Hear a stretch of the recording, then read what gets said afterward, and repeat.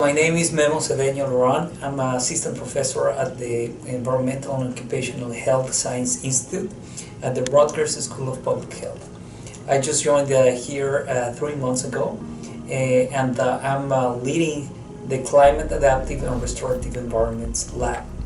The purpose of my research group is going to find solutions on how to adapt, but also how to create environments that no longer create a negative impact on the environment, but that actually give more and restore the way that we live in. I'm leading the Climate Adaptive and Restorative Environments Lab, which it's mainly focused on providing these solutions on how people will be able to cope with environmental exposures that come from climate change.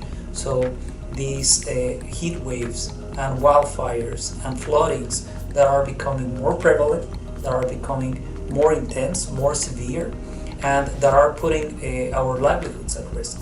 So if you think about it, the next frontier of how we're going to solve this environmental crisis is going to be by adapting and changing the places that we occupy.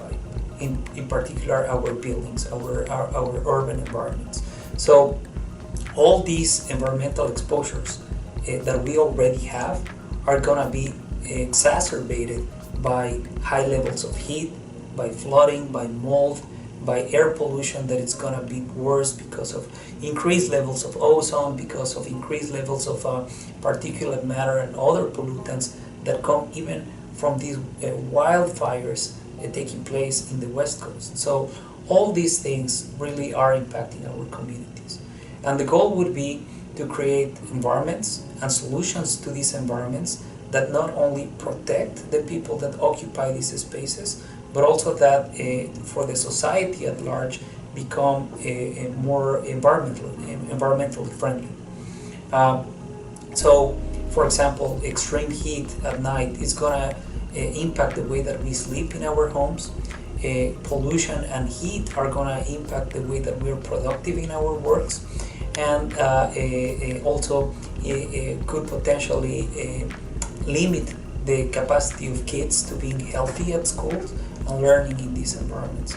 So we need solutions that basically become less reliant on fossil fuels, generating a lower impact on the immediate community, on the larger society, but most importantly that have this benefit to the people that occupy these spaces, so that it's very attractive for people to intervene in their own homes, in their own workplaces, and in their own schools.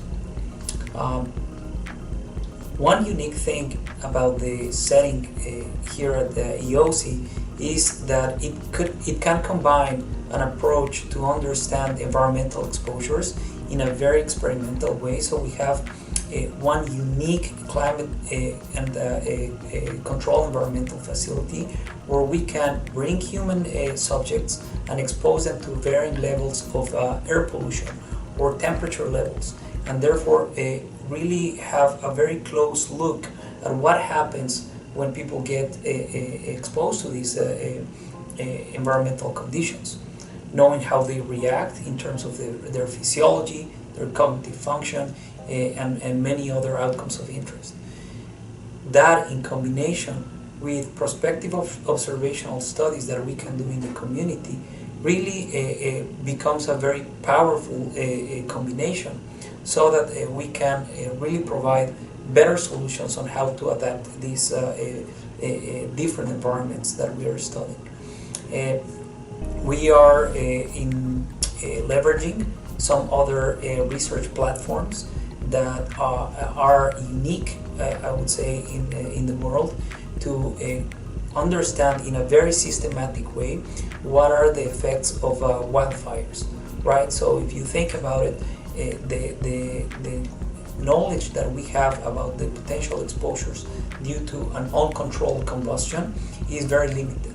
But here we have a unique platform to really do in a systematic way different types of wood, different types of fires, different levels of relative humidity, and weather. So thanks to this platform, we're able to do systematic analysis of what comes out of wildfires, of a burning wood.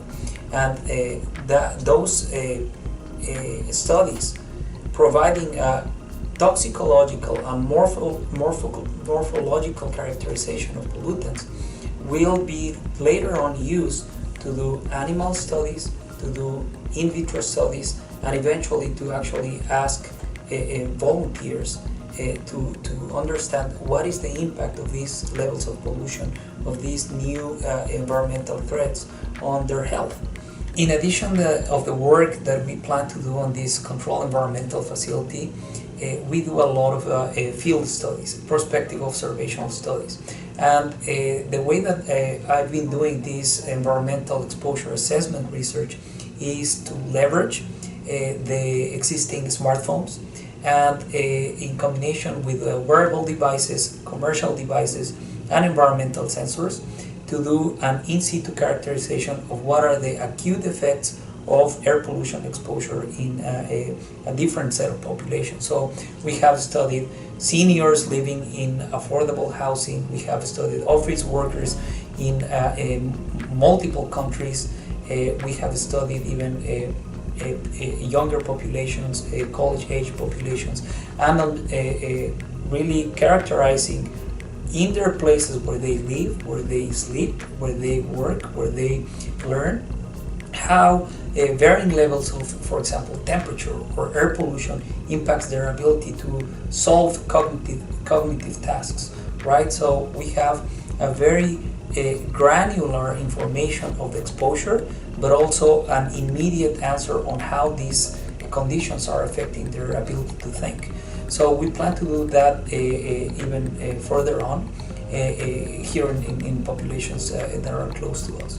Why I think this is very important, I would say especially in vulnerable populations, the seniors and the very young, their cognitive abilities in particular, that is something that I care about, are affected by these environmental exposures, right? So you can think of how a kid's ability to learn is hindered by factors that could be, very associated to their ethnicity, to their income, to the educational level of their parents, and we want to change that for sure.